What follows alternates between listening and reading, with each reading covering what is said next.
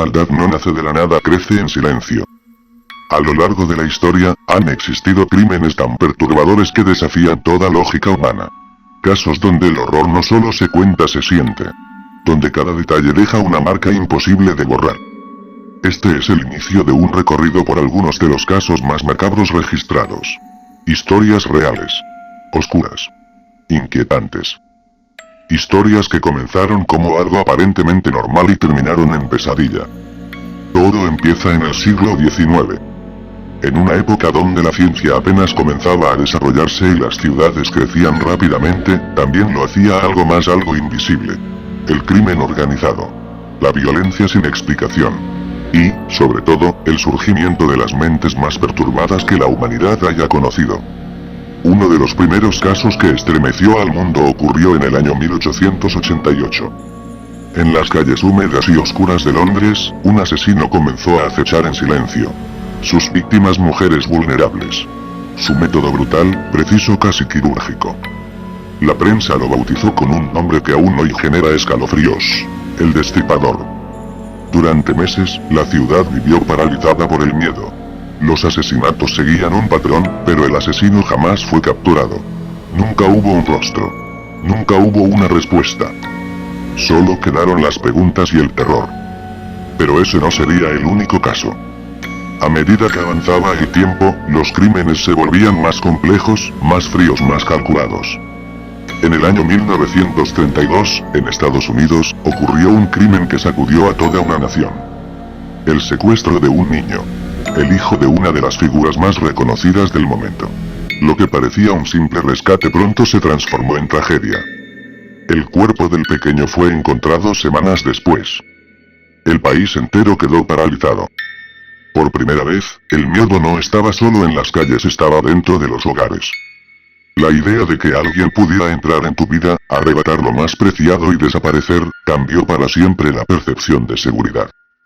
Pero lo peor estaba por venir.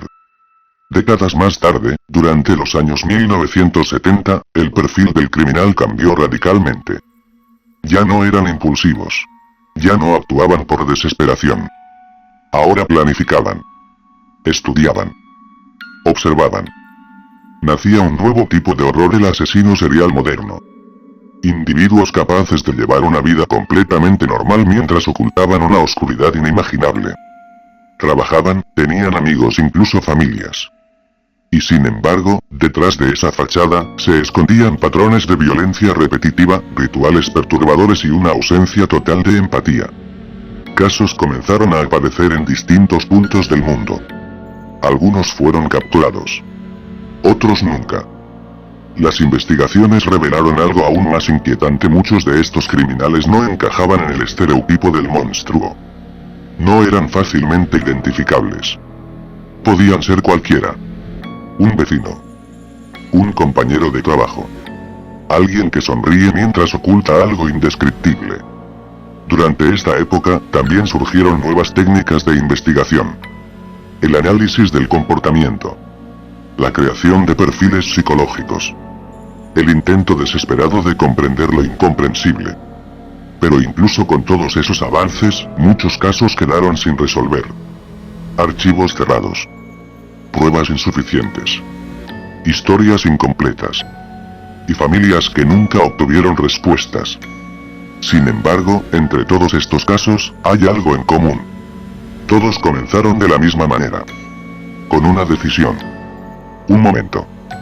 Verdadero terror no siempre está en el acto, está en la mente que lo imagina. Después de décadas de investigación, una verdad comenzó a tomar forma: los crímenes más macabros no eran producto del caos, sino de un orden oscuro, meticuloso y profundamente perturbador. Durante los años 1980, los investigadores comenzaron a adentrarse en algo que hace momento había sido ignorado: la psicología del asesino. Ya no bastaba con encontrar culpables. Había que entenderlos. Así nacieron las primeras unidades especializadas en análisis de conducta. Equipos dedicados a estudiar patrones, obsesiones, rituales y, sobre todo, motivaciones. Y lo que descubrieron fue aún más inquietante de lo que imaginaban. Muchos de estos individuos compartían características similares. Infancias marcadas por el abandono. Entornos violentos. aislamiento social. Pero también había algo más. Un punto en común que rompía cualquier lógica. Algunos no tenían ningún motivo aparente. No buscaban dinero. No buscaban venganza. Buscaban sentir. En el año 1991, uno de los casos más impactantes de la época dejó al descubierto hasta dónde podía llegar la mente humana. Un joven aparentemente común comenzó a atraer víctimas a su hogar. Nadie sospechaba. Era educado, tranquilo, incluso amable. Pero dentro de su espacio privado ocurría algo completamente distinto. El caso reveló prácticas que desafiaban toda comprensión moral. El mundo no solo quedó impactado por los crímenes, sino por la normalidad con la que el responsable se movía entre todos. Era invisible. Y eso lo hacía aún más peligroso. A medida que avanzaban los años, los métodos de los criminales también evolucionaban. Algunos comenzaron a dejar pistas. Otros, mensajes. Como si quisieran ser encontrados. Como si el crimen no fuera suficiente y necesitaran reconocimiento.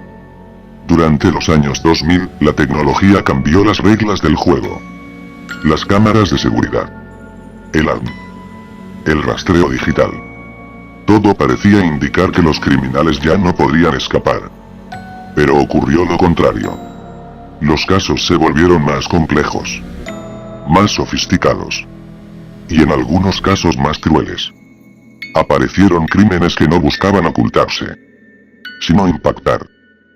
Generar miedo. Dejar una huella. Las redes comenzaron a amplificar el horror. Lo que antes quedaba en archivos policiales, ahora recorría el mundo en cuestión de horas. El miedo se volvió global. Pero también lo hizo la fascinación. Porque hay algo difícil de admitir. El ser humano siente una atracción inquietante hacia lo macabro. Hacia lo prohibido. Hacia aquello que no puede explicar. Y esa curiosidad alimenta estas historias. En los últimos años, los expertos han llegado a una conclusión perturbadora. No existe un perfil único. No hay una figura. El horror puede surgir en cualquier lugar. En cualquier momento. En cualquier persona. Y eso cambia todo. Porque ya no se trata de identificar a ellos, sino de aceptar que la línea que separa la normalidad de la oscuridad es mucho más delgada de lo que creemos. Algunos casos siguen abiertos. Otros fueron resueltos décadas después. Y muchos jamás tendrán respuesta. Pero todos dejan algo en común. Una sensación. Una inquietud. Una pregunta que persiste incluso cuando la historia termina. ¿Qué es lo que realmente define a un monstruo? ¿Sus actos? ¿Su mente? ¿O el momento en el que decide cruzar ese límite? Porque al final, el verdadero miedo no es que estas historias existan. Es saber que podrían volver a repetirse. Y que, tal vez, la próxima historia, aún no ha comenzado.